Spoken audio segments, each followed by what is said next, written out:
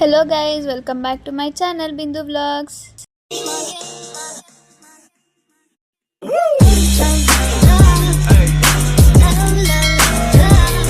ಇವತ್ತಿನ ವಿಡಿಯೋನಲ್ಲಿ ಹುಣಸೆಹಣ್ಣು ಉಪ್ಪಿನಕಾಯಿ ಮಾಡೋದು ಹೆಂಗೆ ಅಂತ ನೋಡೋಣ. ಹುಣಸೆಹಣ್ಣು ಉಪ್ಪಿನಕಾಯಿ ಮಾಡೋಕ್ಕೆ ಬೀಜ ಇರೋ ಹುಣಸೆಹಣ್ಣನ್ನ ಬಿಡಿಸಿ ನೀಟಾಗಿ ಚೆನ್ನಾಗಿ ನೀರಲ್ಲಿ ತೊಳೆದು ಎತ್ತಿಟ್ಕೊಂಡಿದ್ದೀನಿ.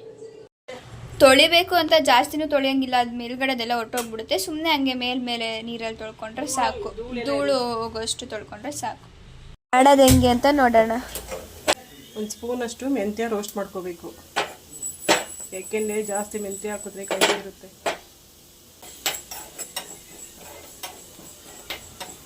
ಇವಾಗ ಮೆಂತ್ಯ ಆಗಿದೆ, ತೆಗೆದಿಟ್ಕೊಳ್ಳೋಣ. 2 ಸ್ಪೂನಷ್ಟು ಸಾಸಿವೆ, 2 ಸ್ಪೂನಾ? 2 ಸ್ಪೂನ್ ಸಾಸಿವೆ,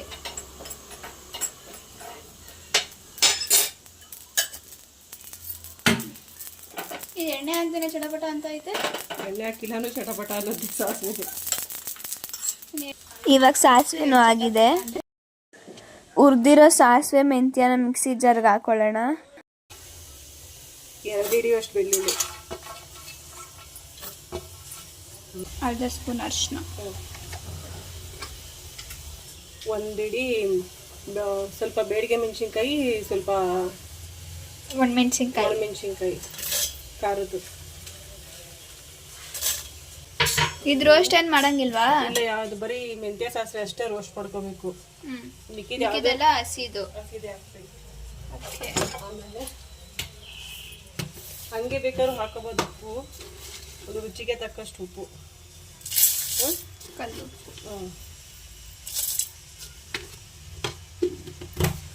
ಎಷ್ಟು ಬೆಳ್ಳುಳ್ಳಿ ಹಾಕ್ತೀವೋ ಅಷ್ಟು ಟೇಸ್ಟ್ ಇರುತ್ತೆ ಉಪ್ಪಿನಕಾಯಿ. ಹುಣಸೆಹಣ್ಣು ಯಾವುದೇ ಉಪ್ಪಿನಕಾಯಿಗೆ ಬೆಳ್ಳುಳ್ಳಿ ಹಾಕಿದ್ರೆ ಚೆನ್ನಾಗಿರುತ್ತೆ. ಇವಾಗ ಇದನ್ನು ರುಬ್ಕೊಂಡಾಗಿದೆ, ಫುಲ್ ಫೈನ್ ಪೇಸ್ಟ್ ಆಗಿ ಮಾಡ್ಕೊಳ್ಬೇಕು. ಕಟ್ ಮಾಡಿಟ್ಟಿರೋ ಹಸಿಮೆಣಸಿನ್ಕಾಯಿನ ಹುಣಸೆ ಹಣ್ಣಿಗೆ ಹಾಕೊಳ್ಳೋಣ. 10 ರಿಂದ 12. ಆಮೇಲೆ ಖಾರ ಹಾಕೊಳ್ಳೋಣ, ರುಬ್ಬಿಟ್ಕೊಂಡಿರೋ ಖಾರ. ನೀರು ಹಾಕಿ ರುಬ್ಬಿರೋದ್ರಿಂದ ಕೆಟ್ಟೋಗುತ್ತೆ ಅಂತ ಆ ಥರ ಏನಿಲ್ಲ. ಇದು 1 ವರ್ಷ ಇಟ್ಟರೂ ಏನಾಗೋದಿಲ್ಲ.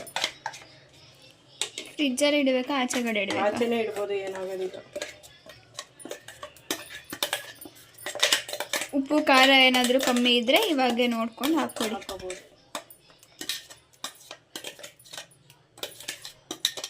ಬೇಕಂದರೆ ಹಾಗಲಕಾಯಿನ ಕಟ್ ಮಾಡೋಕ್ಕೋಗ್ಬೋದು, ಏನೂ ಆಗಲ್ಲ, ಅದು ಸಕ್ಕತ್ತಾಗಿರುತ್ತೆ. ಸ್ವಲ್ಪನೂ ಕೊಯ್ಕಿನೇ ಇರಲ್ಲ, ಫುಲ್ ಇದ್ರ ಜೊತೆ ಚೆನ್ನಾಗಿ ಸೆಟ್ ಆದಮೇಲೆ ಇದನ್ನು ಚೆನ್ನಾಗಿ ಮಿಕ್ಸ್ ಮಾಡ್ಕೊಳ್ಳೋಣ.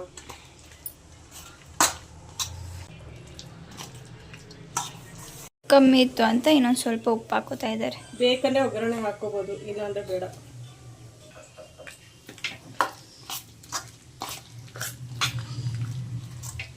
ಇವಾಗ ಉಪ್ಪಿನಕಾಯಿಗೆ ಒಗ್ಗರಣೆ ಹಾಕೊಳ್ಳೋಣ. ಇದು ಆಪ್ಷನಲ್ಲು, ಬೇಕಿದ್ರೆ ಒಗ್ಗರಣೆ ಹಾಕ್ಬೋದು, ಇಲ್ಲಾಂದರೆ ಹಂಗೇನು ತಿನ್ಬೋದು.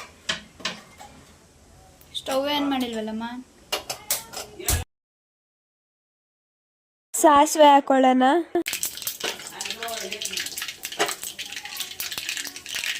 ಬೆಳ್ಳುಳ್ಳಿ ಹಾಕೊಳ್ಳೋಣ. ಬೆಳ್ಳುಳ್ಳಿ ಜಾಸ್ತಿ ಫ್ರೈ ಮಾಡೋದು ಬೇಡ, ಜಾಸ್ತಿ ಏನು ಫ್ರೈ ಮಾಡೋದು ಬೇಡ.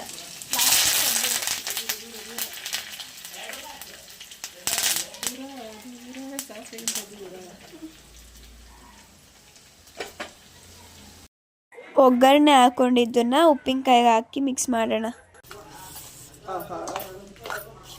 ಬಾಯಿ ನೀರು ಬರ್ತಾ ಇದೆಯಾ? ಏನಿಲ್ಲ, ಫೋನ್ ಮೇಲೆ ತೊಟ್ಟಿಕ್ಕಿಸ್ಬಿಟ್ಟೆ ನೀರ. 5 ನಿಮಿಷ ಮೇಲೆ ಲಿಡ್ ಕ್ಲೋಸ್ ಮಾಡಿಬಿಟ್ಟು ಆಮೇಲೆ ಬಾಕ್ಸಿಗೆ ಹಾಕ್ಕೊಳ್ಳೋಣ.